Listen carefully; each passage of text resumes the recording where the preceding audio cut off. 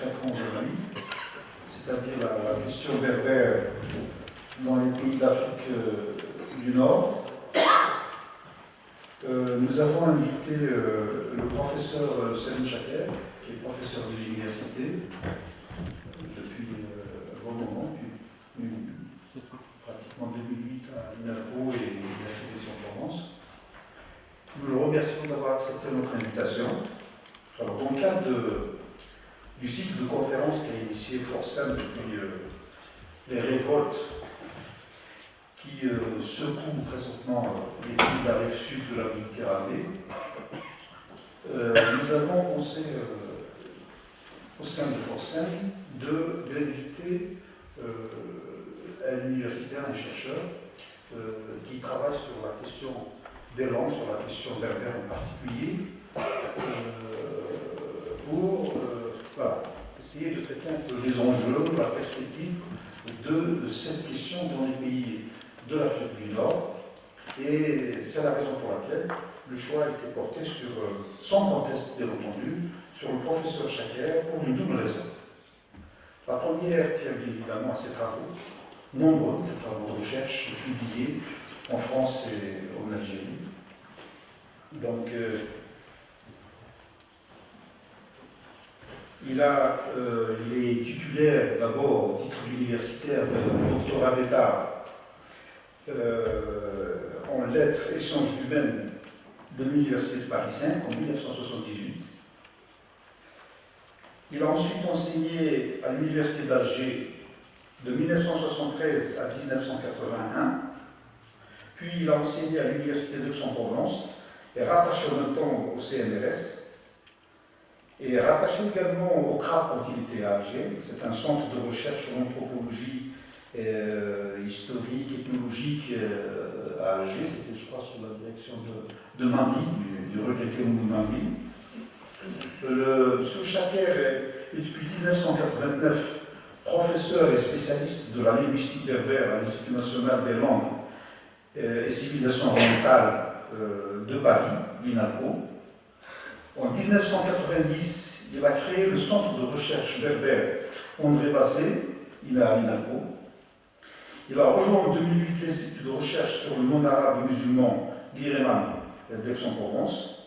Et depuis 2008, il est professeur d'université en langue berbère à l'Université d'Aix-en-Provence. Il a publié de nombreux travaux de recherche qui sont très consultés, qui constituent d'ailleurs des références jusqu'à présent en la matière sur la question linguistique berbère. Alors, parmi ces nombreux ouvrages, plus de près d'une quarantaine d'ouvrages, je citerai enfin les principaux. Berbère d'aujourd'hui, aux éditions L'Harmattan en 1989. Manuel de linguistique berbère aux éditions Bouchel en 1991. La linguistique berbère, études de synthèse, de syntaxe et de diachronie aux éditions Peters, Paris 1995. Hommes et femmes de Kabylie aux éditions Édisud, Aix-en-Provence en 2000.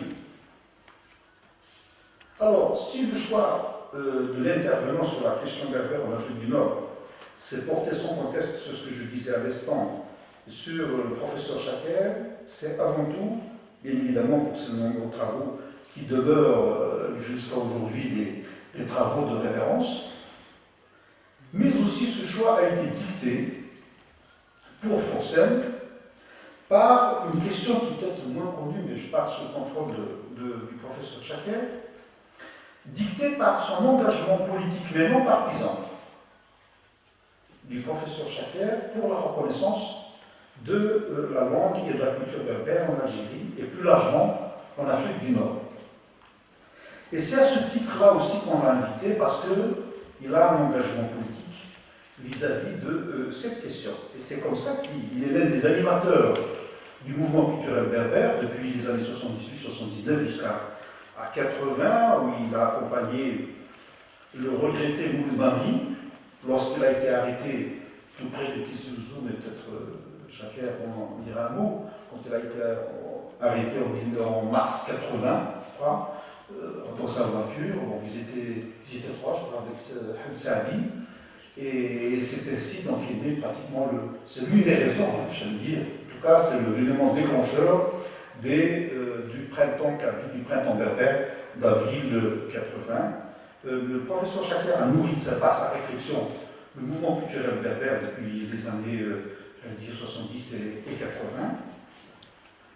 Et j'ai eu l'honneur, je peux le dire, mais je n'étais pas très assidu, ça j'ai assisté au premier cours de linguistique berbère qu'il a assuré en 1980 à Isuzu. Mais je n'étais pas effectivement assidu, j'ai assisté, donc j'étais mon professeur de berbère en 1980. Et pour son engagement politique qui est toujours non partisan, il a connu de nombreuses arrestations, des tracasseries, notamment lors de ses voyages entre la France et l'Algérie, où il a été arrêté, où son passeport a été retiré à de nombreuses reprises.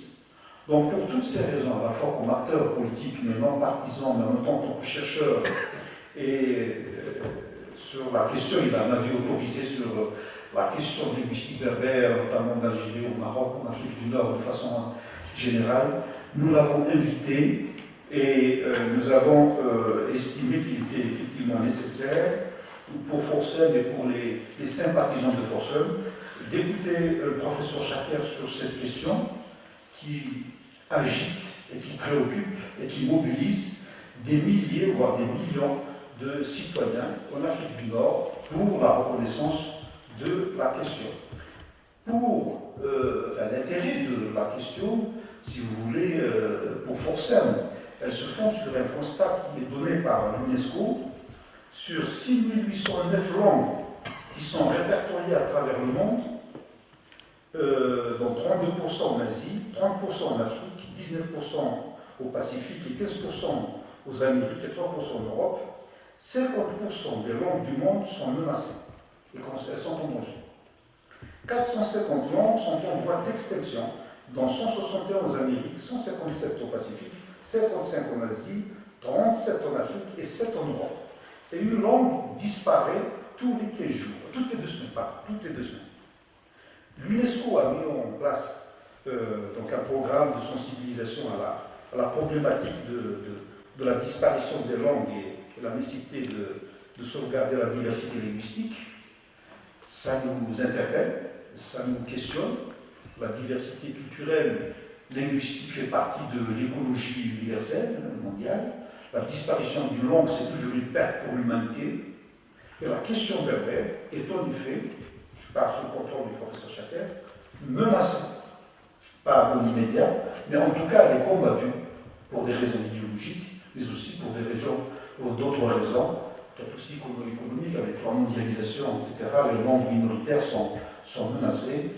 Alors, encore une fois, je le remercie d'avoir accepté notre invitation et je l'invite donc à prendre la parole. Et nous aurons ensuite un débat avec le professeur Chaker, si vous le souhaitez, bien entendu. Je vous remercie.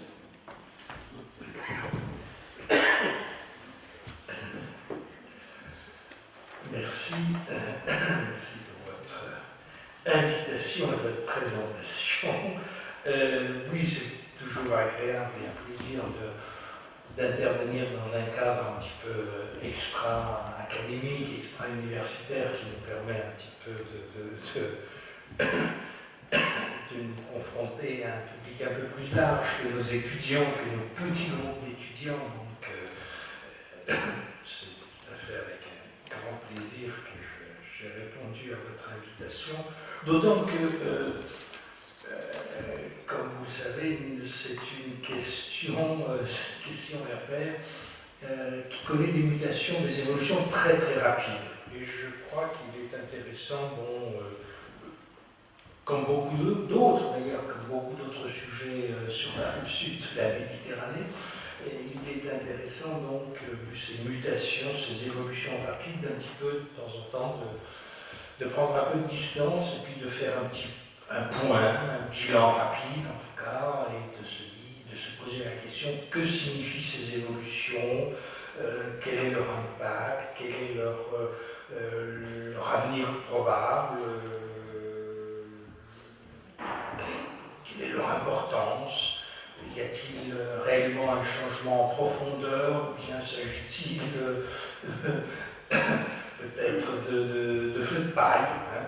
Alors c'est ce que je vais essayer peut-être de cadrer de façon très très globale, bien sûr, hein, pour l'ensemble, surtout pour l'Algérie et le Maroc. Bien entendu, les situations sont quand même diverses et variables, hein, et concernent un ensemble de pays beaucoup plus large que l'Algérie et le Maroc. Enfin, l'essentiel des populations berbérophones est quand même dans ces deux pays-là. On pourrait parler de la Libye, on pourrait parler de la Tunisie, on pourrait parler du monde Touareg, qui est encore un problème particulier, mais enfin, le gros, au moins 80% des berbérophones se trouvent en Algérie et au Maroc, donc je me concentrerai un petit peu sur ces deux pays.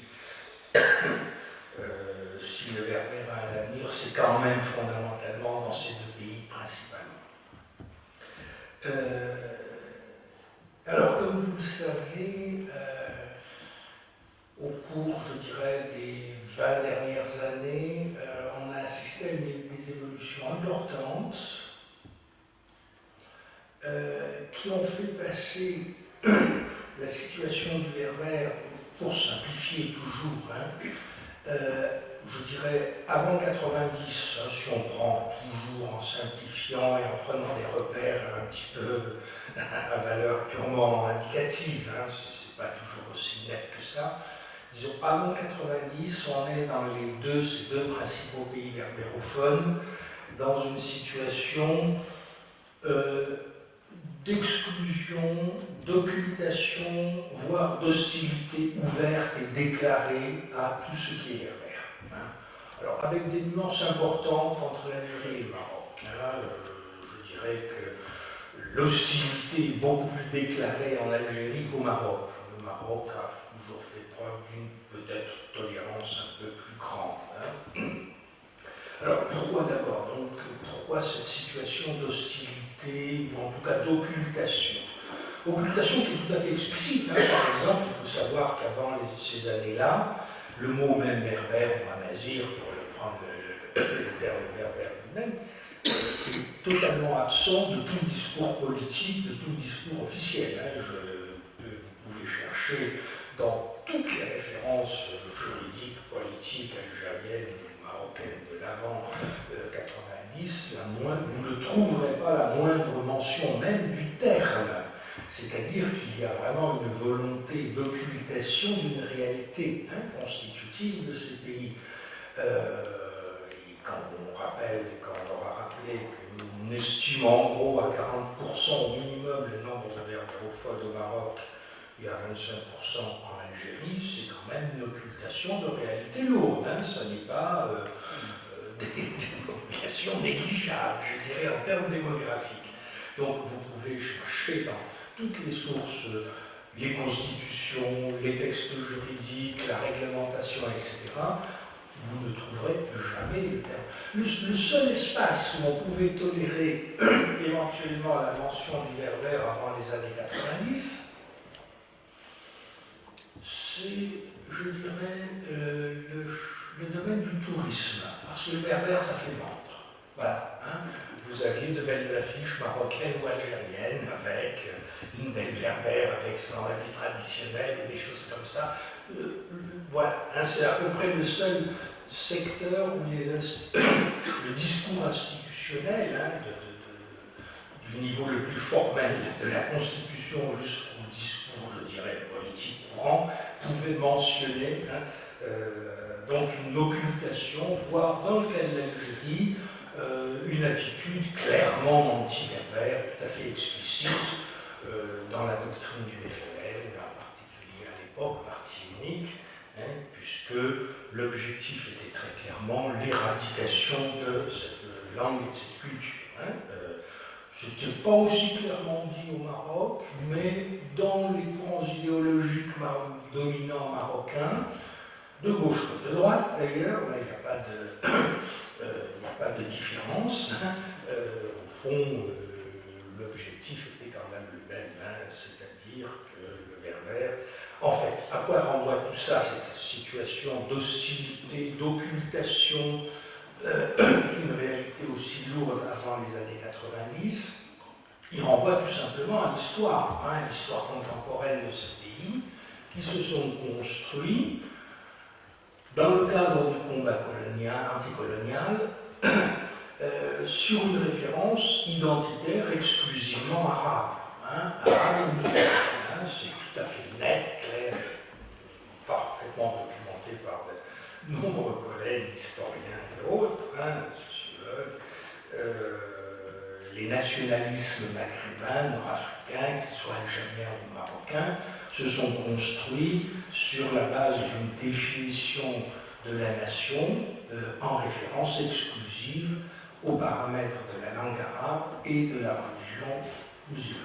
C'est tout à fait clair dès les années 20, 25, 30, aussi bien en Algérie qu'au Maroc.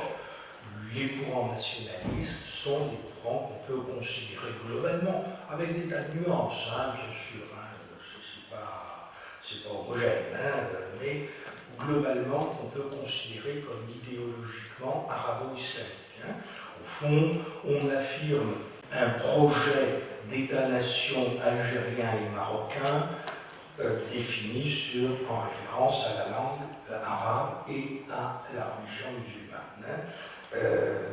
C'est important de rappeler ces sources anciennes parce qu'elles travaillent encore ces sociétés et aussi elles permettent de comprendre les évolutions ultérieures parce qu'en fait, ces États-nations se sont construits contre la France. Il faut être tout à fait clair, et contre un projet assimilationniste, en particulier en Algérie, français. D'où cette surévaluation du paramètre de l'arabité et de l'islamité.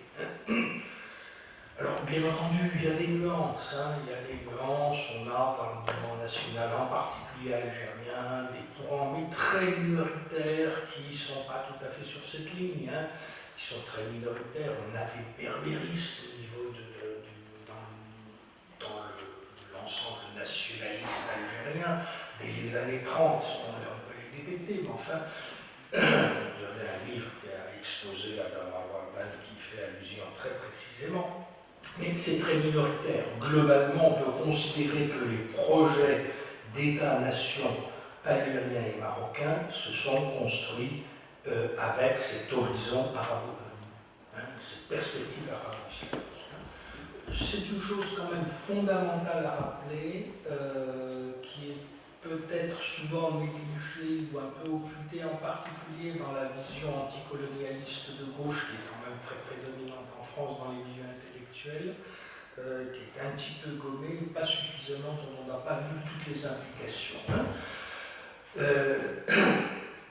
Ce qui m'amène aussi à dire, et ça je m'adresse plus particulièrement aux berbères qui peuvent être dans cette salle, et en particulier aux Kabyles, que contrairement à ce qui se dit souvent dans la mouvance berbériste, particulièrement kabyle, mais surtout globalement, les indépendances algériennes et marocaines, sur ce plan-là, ne constituent pas une rupture.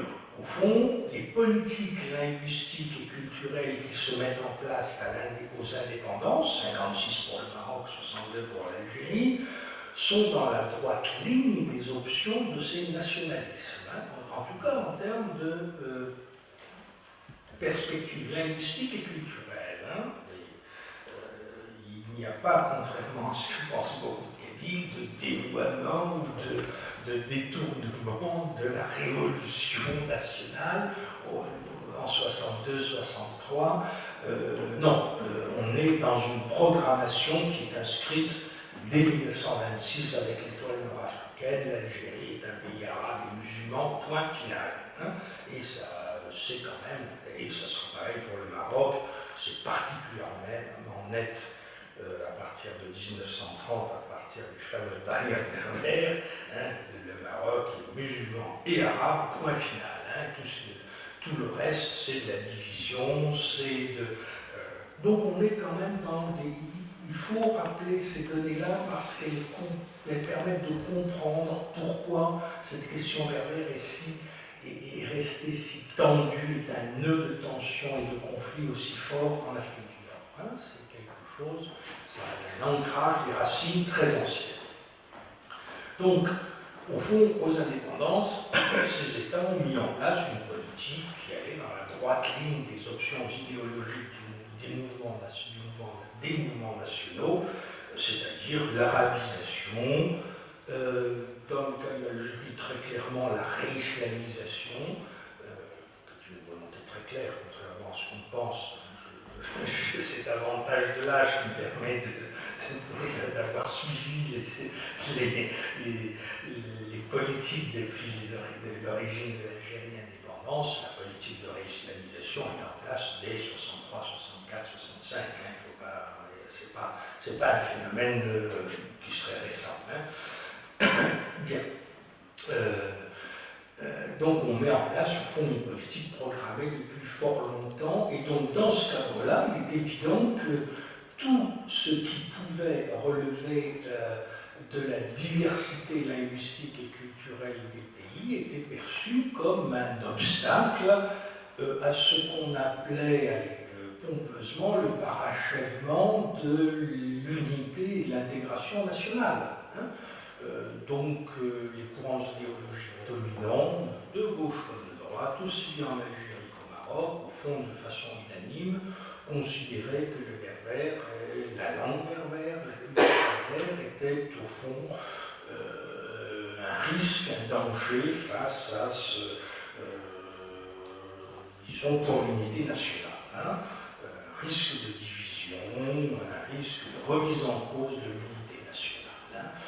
Ce ne sont pas des interprétations, ce sont des discours tout à fait explicites, non seulement des courants idéologiques, mais même des textes doctrinaux. Hein. Je pense en Algérie, c'est très très net, puisque l'Algérie, du fait du parti de la longue tradition de parti unique, a produit beaucoup de textes doctrinaux de référence. Depuis la charte de Tripoli, en passant par la charte d'Alger ou les différentes chartes nationales, les choses sont extrêmement claires. C'est un petit peu moins net au Maroc, mais au fond, dans les discours idéologiques, en particulier aussi bien de la droite, disons, traditionnaliste, istiqlalienne, que ce soit du côté de la gauche marocaine, le nationalisme est fondé vraiment sur cette notion de l'unité de la nation autour d'une langue et d'une religion, et donc tout ce qui va à l'encontre de cette unité est un danger potentiel, et ces discours se retrouvent, sont parfaitement documentés, très explicites. Au fond, l'unité du pays ne sera pas achevée, ne sera vraiment assurée que lorsque le dernier berbérophone aura cessé de l'être au final. Donc, on est dans une ligne, dans une parfaite cohérence, donc hein, je crois qu'il faut quand même bien replacer les choses. Ce n'est pas un hasard si l'étude Kabyle le cite abondamment, l'un des tout premiers discours du président Ben Bella dès 62, il n'était pas encore président, c'était de déclarer, avant même d'être sur le territoire algérien, une seule des Arabes et que 10 millions d'Arabes, point final. Hein, c'est très clair, hein, programmatiquement. Hein, et on trouve ça aussi bien en Algérie qu'au Maroc. Hein. Donc, au fond, une politique, une volonté d'unification et de linguistique autour de l'arabe, une fois de plus, hein, qui se comprend dans le cadre, il faut toujours avoir en tête cet arrière-fond de la situation coloniale face à un projet, je dirais, de négation, enfin un discours et un projet politique de négation coloniale, de négation nationale, etc., voire d'assimilation dans le cas de l'Algérie. Hein. Il ne faut pas oublier que c'était quand même assez explicitement le cas. Hein. En Algérie, bon, l'Algérie était département français et avait vocation à devenir territoire français de manière comme la Bretagne, l'Occitanie est devenue au cours des siècles. Hein. C'était ça qu'il y avait derrière. Hein. Je cite souvent l'exemple, mon grand-père était instituteur de la République, promotion